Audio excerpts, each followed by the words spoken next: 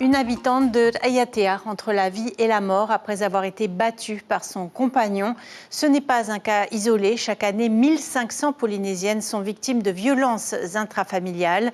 Un récent rapport de la Chambre territoriale des comptes dénonce l'inaction du pays en la matière depuis 2017. Quelle politique le nouveau gouvernement compte-t-il mener concernant les violences conjugales? Élément de réponse avec Nicolas Suire et Patita Savea. C'est ici, à l'hôpital du Taoné, qu'une habitante de Tumara, Raiatea, a été évassanée après que son compagnon l'ait frappée violemment le 14 juillet. Son pronostic vital est engagé, elle est dans le coma. Son compagnon est en détention provisoire à Nutania. Encore des violences qui nous indignent et dont il aurait fallu s'occuper dès le début. Tous ces faits de violence qu'on connaît, d'incivilité dans les quartiers, souvent le nid, c'est une violence intrafamiliale. Les enfants après vont mal se comporter. Alors je ne dis pas que tous les enfants qui ont vu leurs parents se frapper ou se faire frapper vont devenir délinquants, mais disons que c'est un foyer qui porte des risques. 1500 crimes et délits ont été enregistrés contre les femmes en 2020.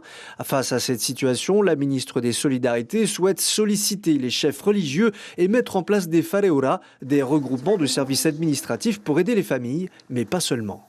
Pour moi, c'est d'arriver, ça je l'ai toujours dit, à tolérance zéro concernant les violences. Mais il n'y a pas que les femmes, ce sont les violences en général. Donc je me dis, ça commence aussi à l'école, il faut apprendre à se respecter, il faut apprendre aussi à respecter l'autre, respecter ses parents, respecter le professeur, les enseignants, voilà, travailler sur le respect. Dans un rapport publié le mois dernier, la Chambre territoriale des comptes pointe l'attitude minimaliste du gouvernement qui se borne à aider financièrement les associations.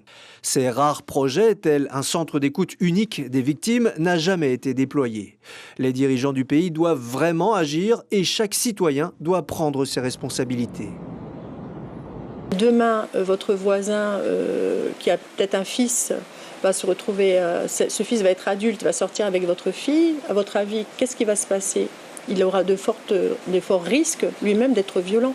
Donc on est tous impliqués par cette violence, on est tous impactés par cette violence. Penser que ça ne concerne que les autres, c'est faux. Les violences faites aux femmes, c'est l'affaire de tous. Ce leitmotiv sera martelé jusqu'à ce qu'il soit compris et retenu. L'information en continu sur Polynésie la première, Internet et réseaux sociaux.